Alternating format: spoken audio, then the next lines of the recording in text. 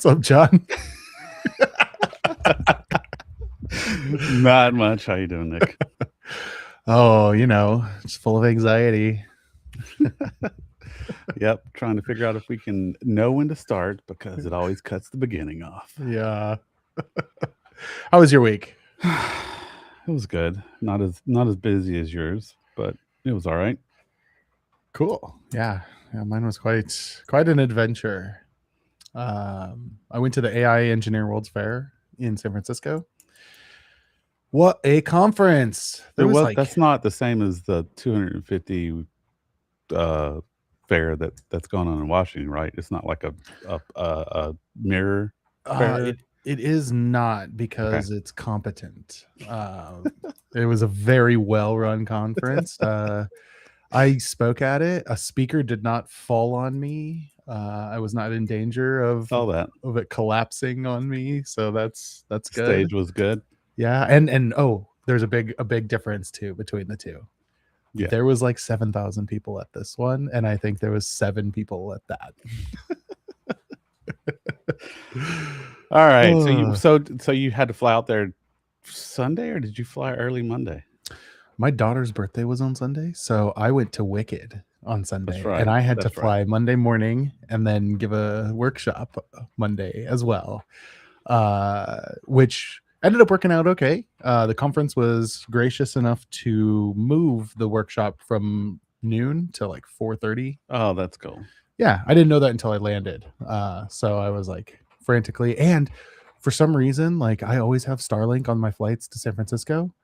I had really? no internet to speak of on this flight, so I was just like, I'm just sitting there like sweating, like, are we gonna be okay? So what was your talk about?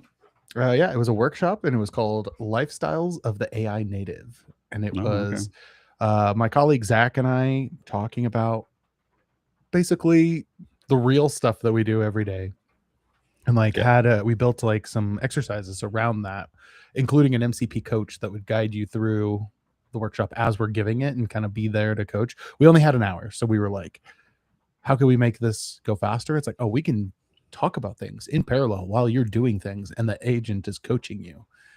Is kind of the way that we went with that, and I think it worked out pretty well. We had some great conversations, great follow-up. Lots of people came and talked to us afterwards and throughout the week, honestly, and yeah, it was a lot of fun, but it wasn't any like hype things. It was about like loops and stuff, but it's because like that's what I'm really doing, and I'm now regularly getting tasks that run for like 3+ hours that without me having to go intervene. And so it was talking about things like that. It was talking about using our voice with like WhisperFlow, or we in the workshop we recommended a tool called Handy at handy.computer because that's a free WhisperFlow. Oh, okay. Yeah, and it runs all local models, so it's actually very Ghost capable. Pepper. Oh, okay, nice. We talked about that, yeah. Yeah, we set all of that up. We had talked about loops. We talked about like scheduled tasks and like when you would use goal and not subagents, dynamic workflows, and like the actual loop command that's in Claude. Yeah, because those are all essentially the same or similar, right? Like very. Schedule is just a loop that's croned, or right? I mean, it's like every week on Monday morning, I want you to do this, and then the loop would be like every 3 minutes, or on some other trigger, and you can leave the trigger blank, and it'll figure it out. Yeah, wake up and do this, and then dynamic workflows is just like, I want you to do this now, and I want you to to spin up as many subagents as possible and work together, and it kind of builds like a state machine a little bit, or like some way to guide it that's not part of the model. So it's like building a script to force it to go forward in whatever direction for whatever task it's doing. It builds it on the fly, that whole workflow, which is really cool. Yeah, I right before this, I had an article I wanted to go read that was about dynamic workflows, because it was talking about them being more of almost building a custom harness. It's still Claude code, but it's almost like you're building a custom Claude code for certain dynamic workflows. Mm-hmm.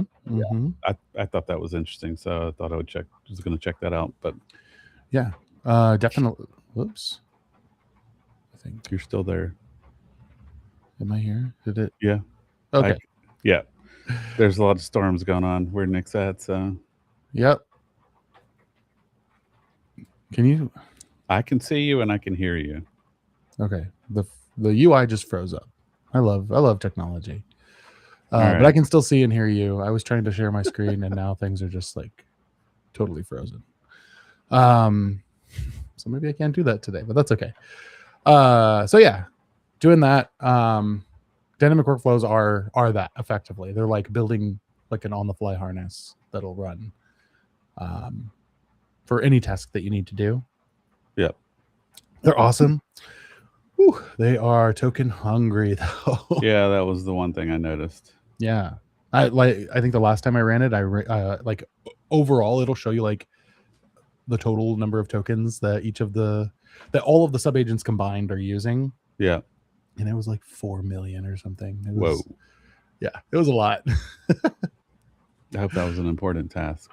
It was. Wow. Yeah. It's really storming here. Pretty awesome. That's I love crazy. storms. Yeah. So yeah, giving a talk at that workshop or giving that workshop at the conference was pretty awesome. We also had a booth there, so I was like on booth duty talking to people, and all of that was fun. Usually that's like, you know, a really good week. This is my 4th AI engineer conference that I've gone to. Yeah. But this one was a little extra special because I actually got an email that I had to read 3 times because I didn't believe it. That was like, hey, we have a private suite at the World Cup game, the USA versus Bosnia Herzegovina game. Do you want to go? And I read it like 3 times, and I'm like, yeah, I want to Awesome. go. Yeah. So that was on Wednesday, and they picked us up from Moscone in like these limo bus things. Yeah. There was like 9 of them because they had 3 suites, and they drove us there. Which is the San Francisco 49ers play way outside of San Francisco. Yeah. It's like way south of San Jose. And so we drove all the way there, which was incredible. Riding in these buses with like all of these AI people, talking to them. On my bus in particular, I was talking to Ryan Dahl, who created Node and Dino. Yeah. And that was pretty fun. Then we walked in and we go to our separate, like we were pre-assigned to some suites, and they put this like wristband on you, and it's like super cool, like real fancy.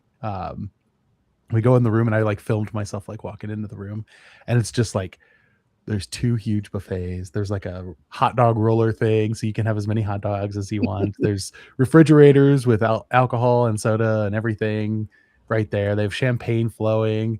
You've got like a person like taking care of it, so you can just ask them for help on things and all of that. And then you look over and like you can just see the field, and we were right behind the goal, right behind Bosnia's goal for the first half. And oh my god, it was so good. The seats, absolutely amazing. I've never been in a box like that before. That's cool. Yeah, it was so cool. And the people in this box were just some of the biggest like names in AI, and I got to just chat with them the whole game and pretend awesome, like I knew what was happening in soccer, which is great. I talked to people like Simon Willison, Tharek from Claude Code was there, Lee Robinson was there from Cursor, and Dex Horthy from Human Layer. I talked to some of the Latent Space podcast hosts about some of the stuff that they were doing, and then like just everyone was super fascinating. Base 10, I was talking to someone from Base 10, which I use to like get access to like the Chinese models, the open source open weight models. Super cool. And then looking over at the box to the left of us, you'll never guess who was in that box. I don't know. I think you You told me, but yeah. I didn't wanna spoil it. It was Sundar Pichai, the CEO of Google, and Sergey Brin, the creator of one of the co-founders of Google, Yeah, that's awesome, man. in the box next to us, which is crazy. Yeah. That was So, wild. did the conference have the box? Yeah. Is that okay, they got it? I don't know if they didn't have the box that they were in. I don't think. I guess who was the conference, the ones who invited you to the box, or was Oh it yeah, it was Yeah, the yeah, okay. conference. Yeah, yeah, Yeah. yeah. And it was so cool. We watched the game, chatted, had a lot of fun. At the 75th minute, they gave us all gifts. Like if you're in the hospitality suites, they give you like an exclusive gift to take home. Oh, wow. And mine was it's like a framed patch that says like FIFA World Cup, and the patch itself is like a San Francisco patch that's like inside of like a glass or resin case thing. Oh, Yeah, it's really that's cool. cool. Yeah, Yeah. But the cool thing too is like the game ended, USA won 2-0, yeah. and uh like we got to stay in the suites for like 2 hours after the game, Oh, let really? everyone else clear out and traffic to lighten up a little Yeah. bit, and then we went back to those shuttles, and they took us back to Moscone, which my hotel was like a 2-minute walk from. So that Oh, was that's great. awesome. Yeah, it was so fun. What an experience. I couldn't believe it when it was happening, and I still can't believe it now. And I'm not even like a big soccer fan, but it was Yeah, a life experience it's a for sure. good way to go see it. Yeah, for sure. For Yeah. for the conference, Mhm. what kinda crowd do you see at these? Do you see it mostly, like, heavy implementers, or is it, like, the full gamut? The full gamut. Yeah. And this is like my favorite thing. And I was talking to people. Actually, some of our former colleagues were there, and I got to have dinner with them one night. And like I gave anyone who would listen, I was giving the advice of like, don't go to the talks. Don't like the one thing about AI engineer is that they put a ton of effort into the video production quality. Mhm. And so every talk is recorded and everything is on YouTube. So you can go watch these, and they're good Right. audio, good video. You can watch them at 2x speed at your leisure. If the talk's not resonating, take off Yeah. and go watch another one. Go there for the people. Like 100% go to these conferences and go there to network and chat with the people Yeah. who are doing the cool shit. That's my advice at literally every conference. And this was no exception. And the people there, yes, there were researchers there were students there were people doing the stuff that I'm doing every day.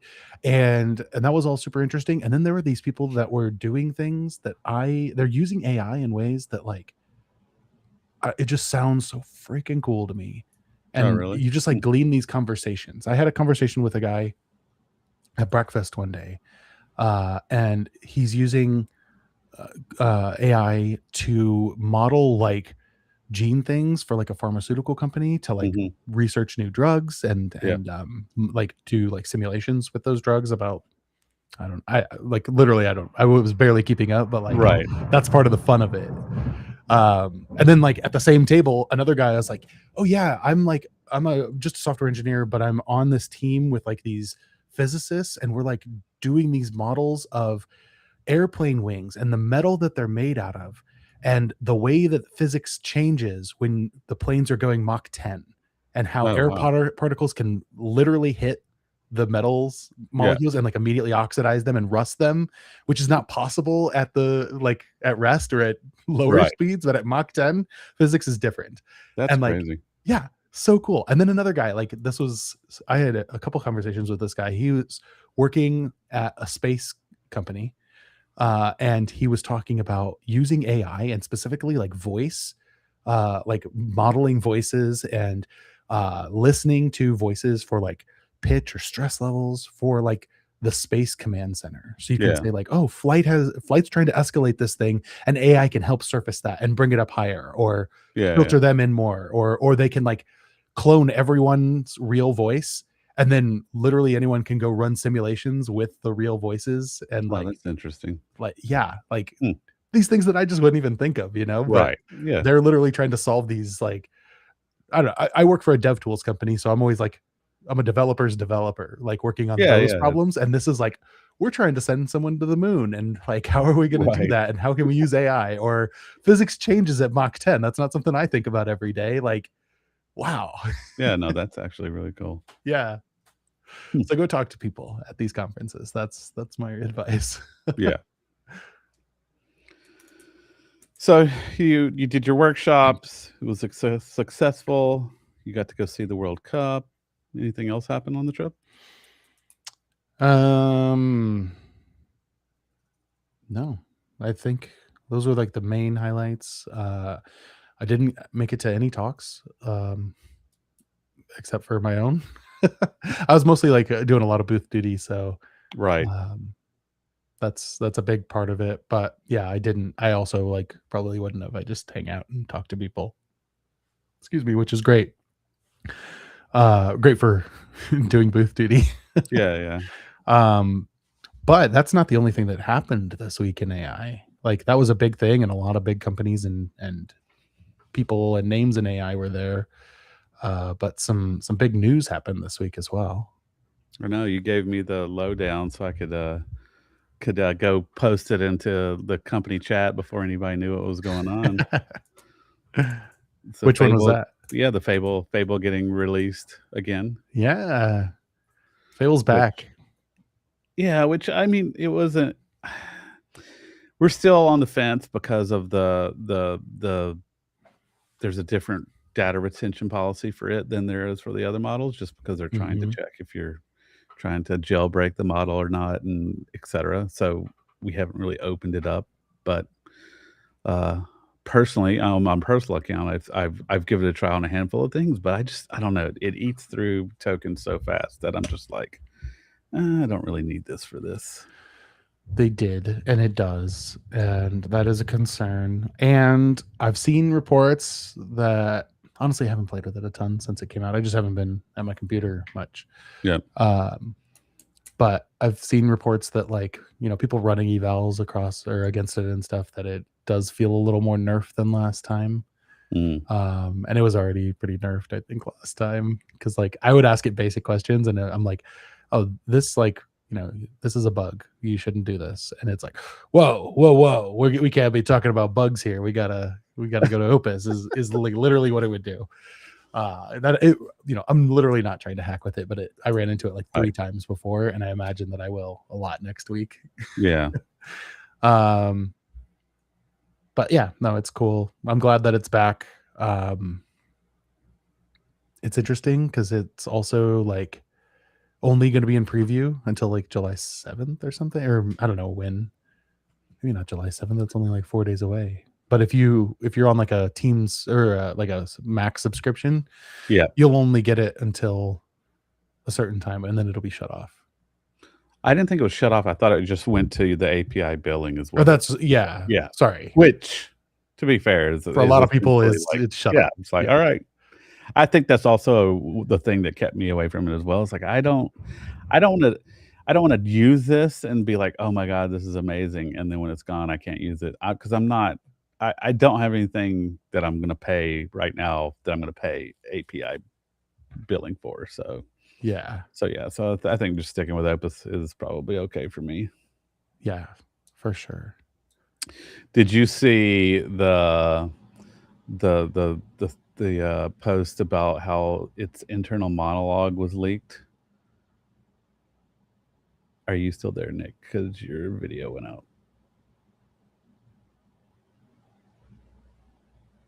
I think we lost Nick. I think the Storms won.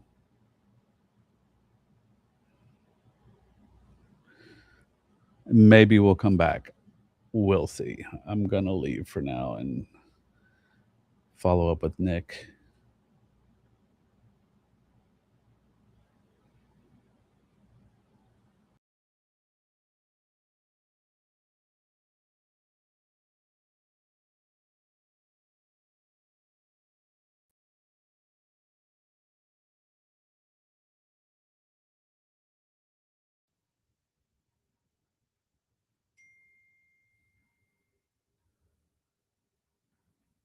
I think we had some problems.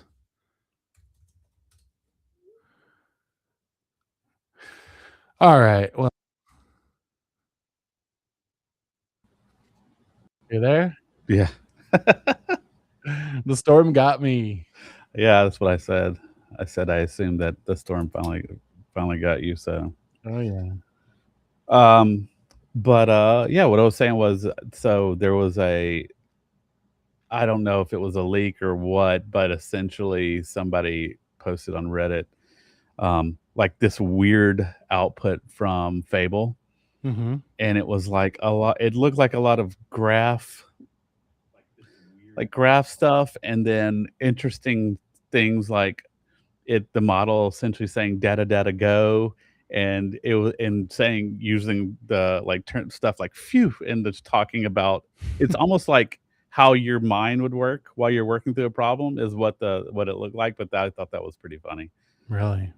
Yeah, I'll share the link if I thought I had it up, but apparently I can't control Windows, so I don't know where it went.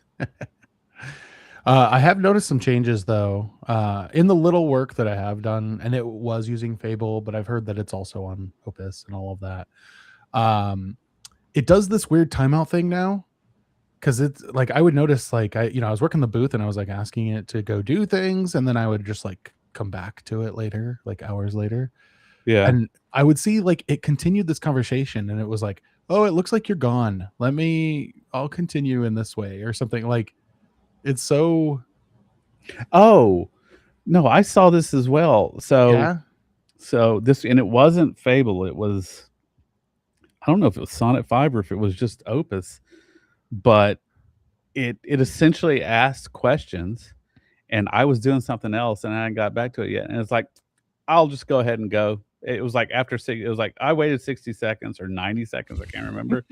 I'm just gonna go ahead and go with this. I do think that it chose to do some things that it could do without that answer. Hmm. And then when I got back, I could answer. I don't think it just took made an assumption and was like, "Oh, I'll just do this." But I definitely saw that where it was like, "I'm not gonna wait for your answer. I'm gonna go do these other things," which fi fine, I guess that's okay, but yeah, we'll see how that goes. Yeah. Yeah. I was just looking at what like I just asked it to do something and it was like what did it say? Uh oh, it says before you run, 3 calls I made while you were away, which are easy to reverse. I approve the full scope. And then it like listed 2 other things that it's like planning to do now that like, it just like was I like just went ahead and approved the whole thing.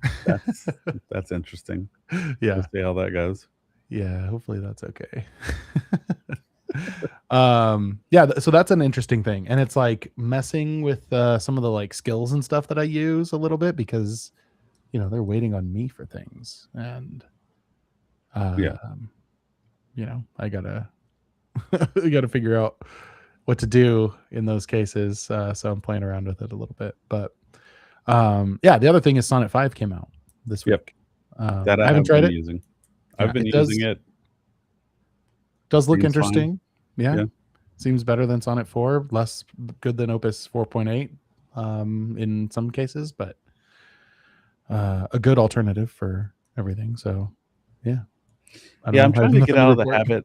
For the longest time, I would put it on Opus 4.8 and it would be there no matter what I was doing. Hmm. Outside of the times when ever it would run code review or something and it would have agents use lower models, but yeah, there's things that I have it do that are not Opus worthy, quite frankly, and I should probably be using Sonnet or something for that, so I'll probably give that more of a try. Yeah. I just brought up, I'm sharing my screen now that it works. And they did also release this. So it's a new configuration that you can add, and it's for an advisor.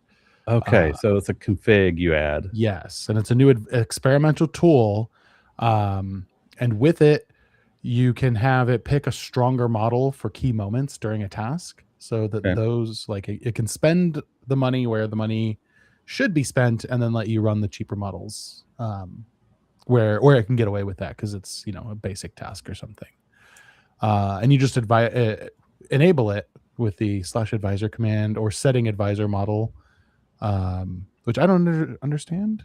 I haven't run it yet, to be clear. Yeah. But if I run like advisor Opus and I set it to Opus, does that mean that the advisor is going to run in Opus? Your selection is saved to your setting. It persists across sessions. Yeah, I don't know. Chrome does not support the advisor. That seems. You would think. Oh, here maybe this is. Okay, so the advisor must be at least as capable as the main model. So if you're running Fable, the advisor has to be in Fable. Huh. Oh, okay. So if you're on a model and you say you did. If I was on Opus and I said, "Oh, /advisor haiku," it'd be like, "Yeah, no." Mm-hmm. I think. Yeah. Okay. I did notice, like at the very top, this is not super useful for me in my day job because it doesn't work on Bedrock. Claude decides when to call the advisor. It tends to consult before committing to an approach. When an error keeps recurring and before declaring a task done, but the timing is model driven. Okay.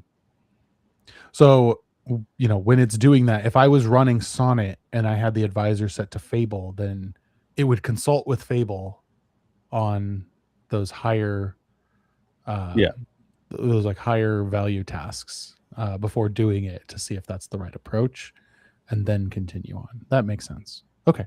Yeah. Cool. So I see no reason not to enable this. Although I don't know, would consulting Fable be good if I'm running Fable all the time? Probably not. But yeah, like I get why it doesn't work on Bedrock, but that kind of limits my ability to use it.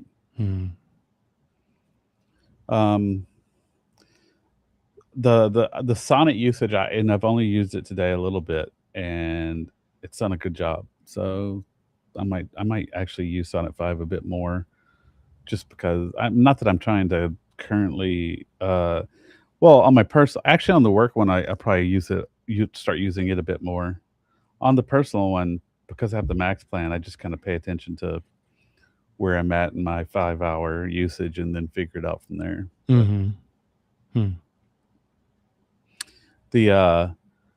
I have a couple of loops that I've been running.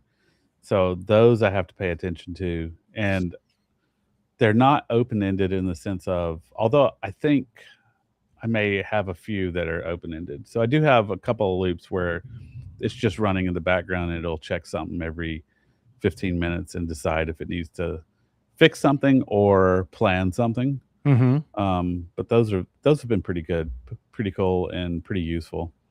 Nice. Essentially, it just allows you to work the tool from a different tool. In this case, like I can essentially feed a ticketing system information, and if that information is good enough, it'll run with it, and if it's not good enough, then it'll take the information and try to write out a plan, and then essentially say, "Hey, here's a plan. You can decide if you want to go and execute this when you're actually back."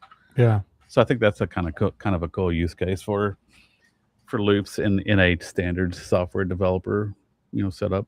Yeah. I like that.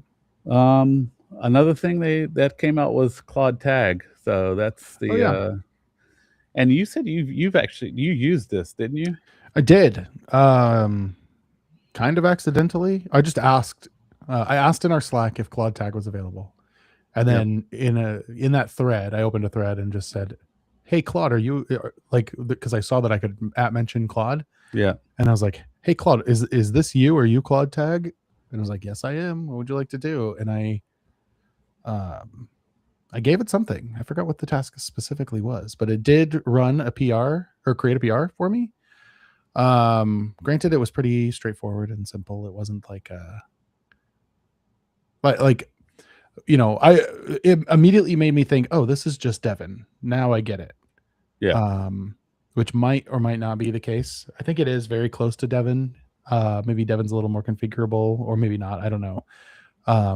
But like it needs access to tools and things, right, to be able to do things It's gotta have appropriately. access to your I mean, it's gotta know how to access your code base and all that good stuff, right? So I assume somebody in your company had to have set it up Yes. and given it access to source control systems, etc. Yep. Oh, Yeah, that's what I did. I gave it. I've been working on a SDK for Electron, um, and so I have that out there. It's like a in a private repo right now. I'll flip yeah, it to public once I've like vetted the DX on it. But I gave Claude Tag, like said, I didn't even like give it the repo. I just said, hey, this is like, go do it, look at it, and or go look at that repo and do a thorough review on it. Compare it to our other SDKs. And I gave it a mhm. couple of examples of those, and it found some things that it suggested to fix, and then fixed them and opened a PR, and that was pretty sweet. Yeah, that's cool. Yeah, I really like Um, that. That's one thing that I did ask Simon Willison, by the way, when I when I was chatting with him, because I heard him on Lenny's podcast talk about how he only uses the cloud environments for yep, Claude, and like he had really good reasons for that, mostly like security related, and it's yep, easy to just walk away and control it all from your phone. Super cool, good idea. And I asked him if he'd tried Claude Tag yet, and he hadn't. But granted, it's only been out for like a week, so right. um, yeah. This one's been a big deal, I think, mostly because it's probably so obviously Claude desktop app, Claude Cowork was a step towards non-developers having access to tools and being able to do things in a in a wider range. Mm-hmm. Tag is like the first step to where okay, you're not in a purpose-built tool. You're not in Cowork or you're not in Claude Code, right? And I think the bigger thing here is Cowork, you were definitely still limited in what you could and couldn't do.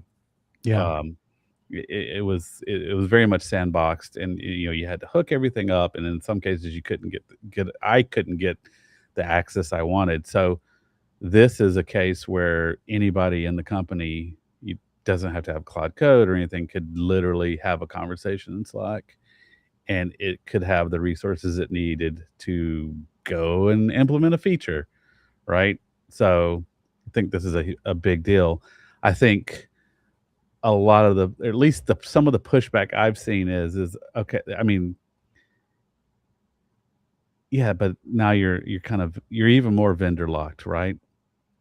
In the sense Mm-hmm. of this is all going to work on Claude Anthropic models, et cetera. If you wanted to try and manage token usage and do certain things on, GLM 5.2 or whatever, you're just not going to have the control to be able to do that. So, and there's Mm-hmm. companies that have already built out these types of things internally, right? So, and then when they have the ability to control their token usage or which models they're using for inference and all those types of things. So, I think this is a huge deal. I think it's going to be a really popular thing, but man, this is a huge vendor lock in.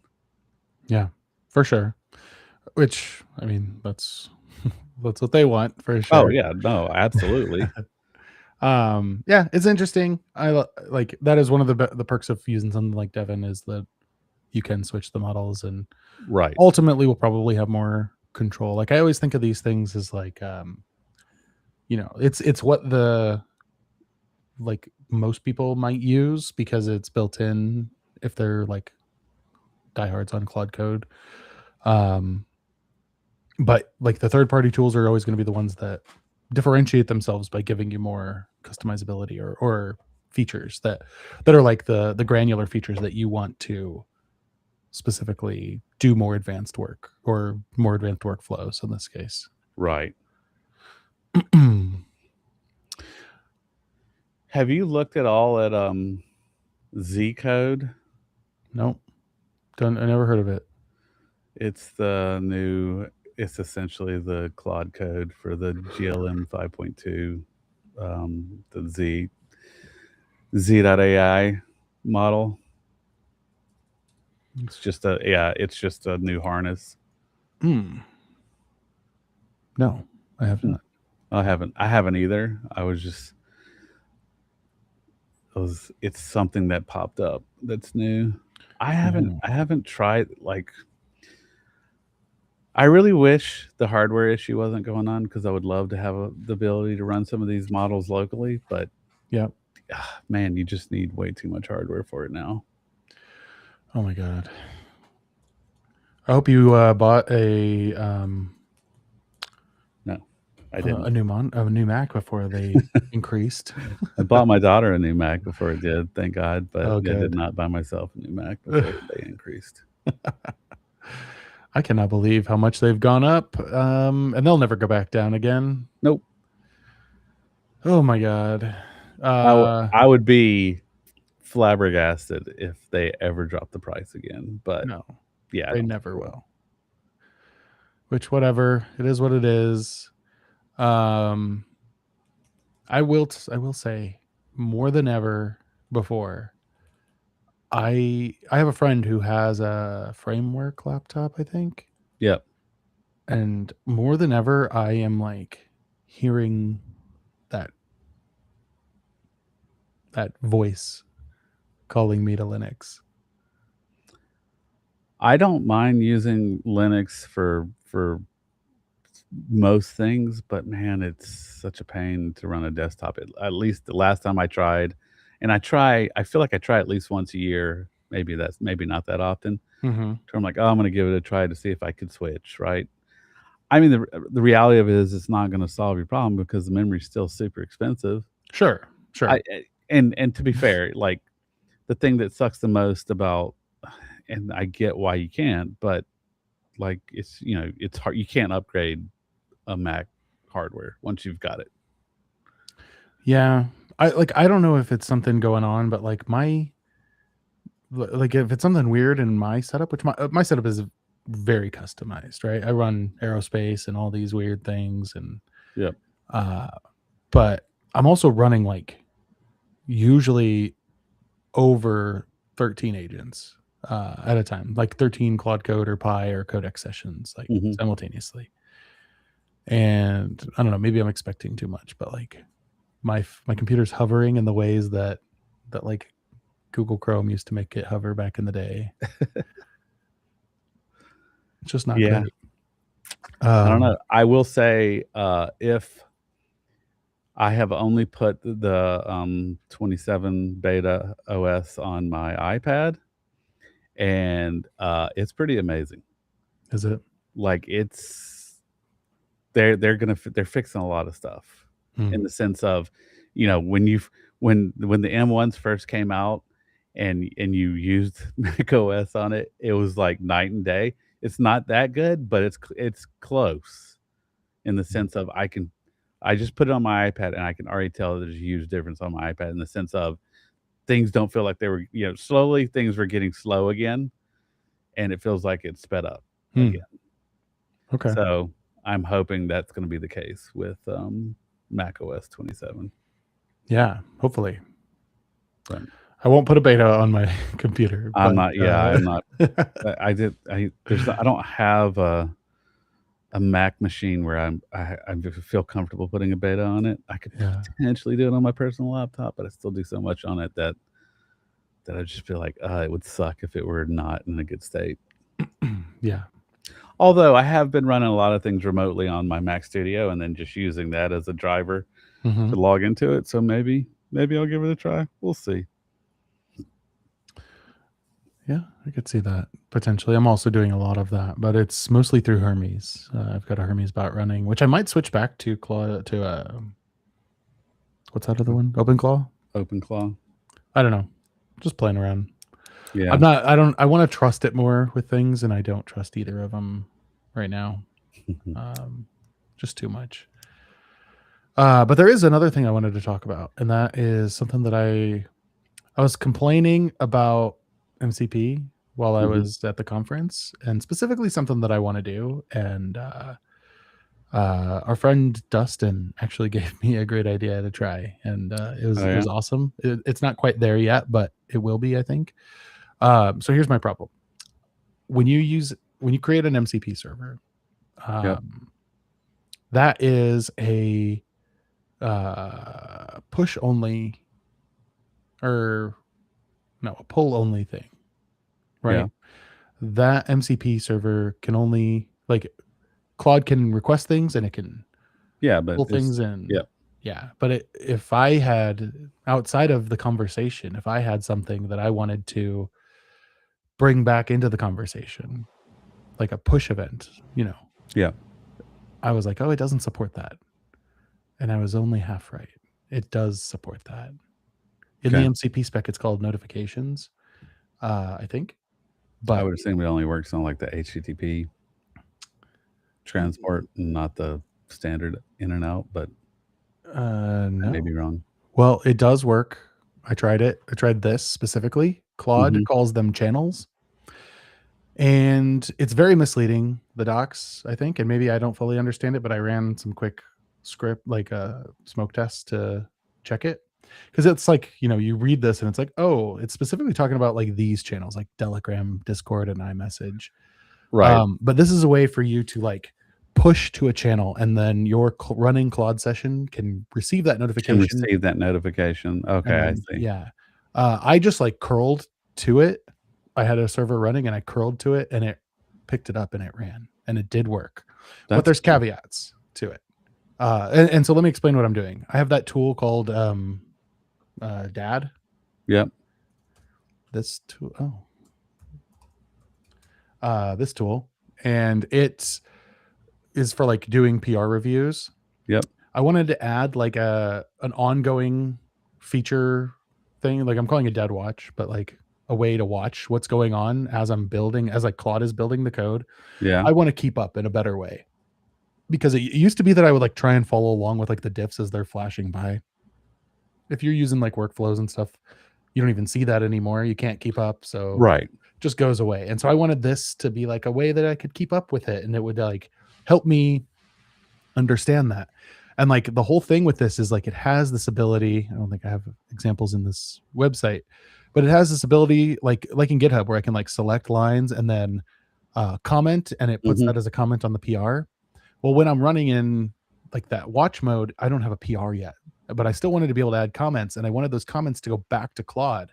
So I could Yes. like highlight lines and be like, why did you do this? Let's not do that. Let's change it to this. And like have very like line level discussions with Claude about it. Yep. And so I wanted a way to push those comments back to Claude. And I've seen other tools do this. I think Hunk is one that has something like this. It's like a terminal diff viewer, and you can do comments like that here. Yeah. And I think what it does is it like puts it on your clipboard, and then you can paste that back into Claude, which is it Yeah. sure is a way to do it, but it's not the most ergonomic way to do it.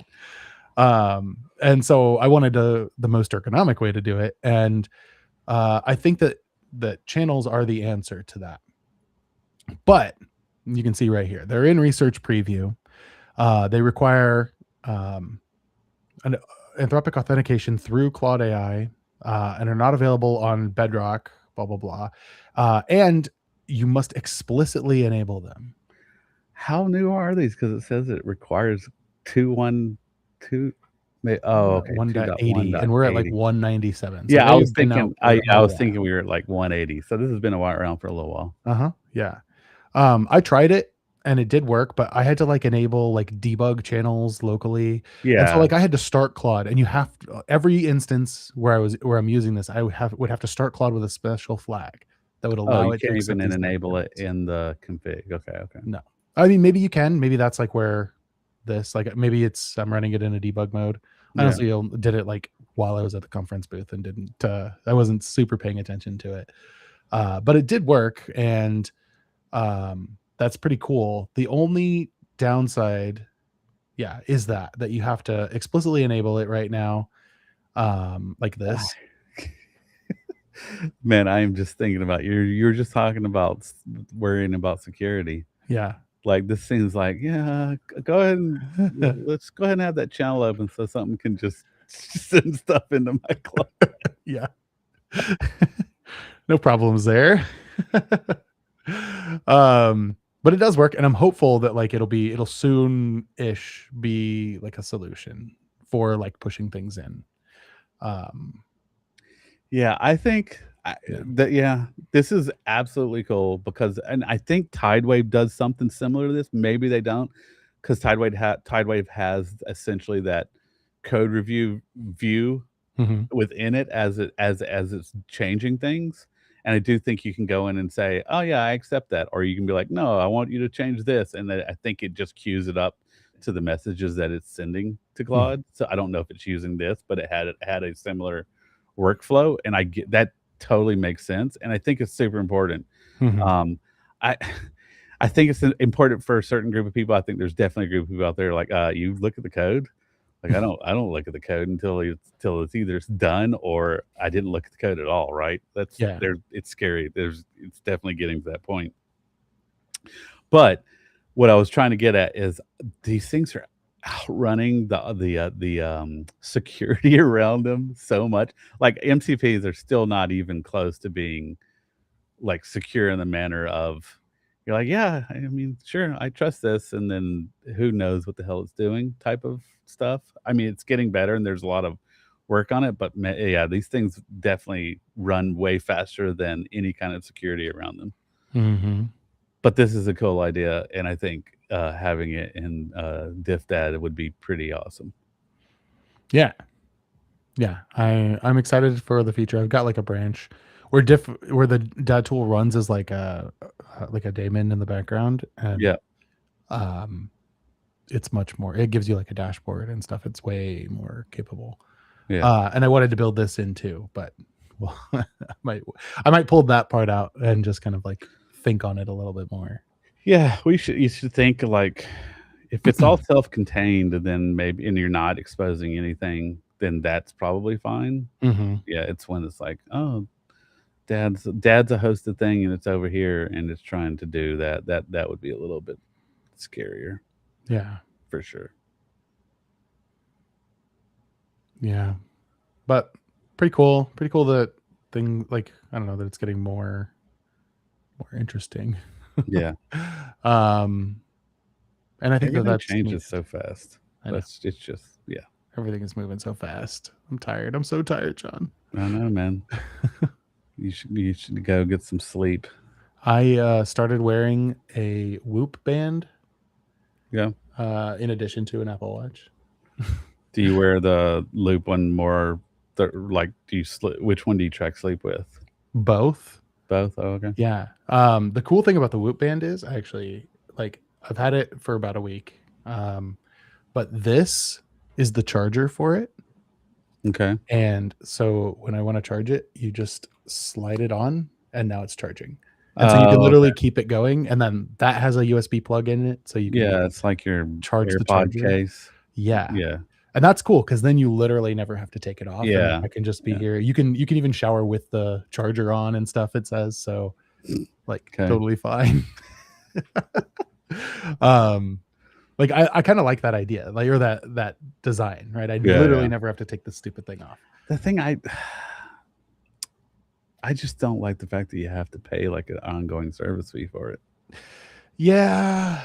Um and I'm stupid. I bought like the 2 year in advance plan, so That's I not won't pay for stupid. another 2 years. It was cheapest. Yeah, I mean, if you're gonna do it, then you're doing it the right way. Yeah. But it's like, I haven't had it long enough for it to give me like the health span and tell me that I'm gonna die in like a year. Right. But So you're gonna die in a year, so this yeah. was a net positive for us. You have to wear it for like 3 weeks or something before it'll Oh, give you really? that. Yeah. Um, and so I've got like, I don't know, 10 more days, 20, 11 more days, something like that. But it does tell you like live stress levels, and it gives you like a recovery score and a sleep score and all of that. And my recovery yesterday was down to like 17% because just because of travel and the conference and Yeah. like go to the World Cup and all this. Like, I have not had good sleep. I didn't get home until 2:30 last night, and Yeah, that's it's crazy. been fun. But I did see someone post on Twitter that that you can like apparently get the data from this, and so they connected it to their Google Calendar, their Yeah. work calendar, and then they had like a terminal dashboard that showed them which of their coworkers gave them the most stress throughout the day. That's nice. Yeah. Totally want that. Man, I should not wear one of those things. I was gonna say that's why I brought it up, because I'm like, John, powering you with that kind of data would be kind of hilarious. Oh Lord, yeah, that would not be good. Cool, dude. Well, it was great talking to you. I'm glad we got a chance again. Yeah.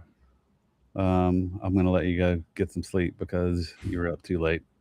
Sounds good. It was great chatting with you, and I'll see you next week. All right, later, man.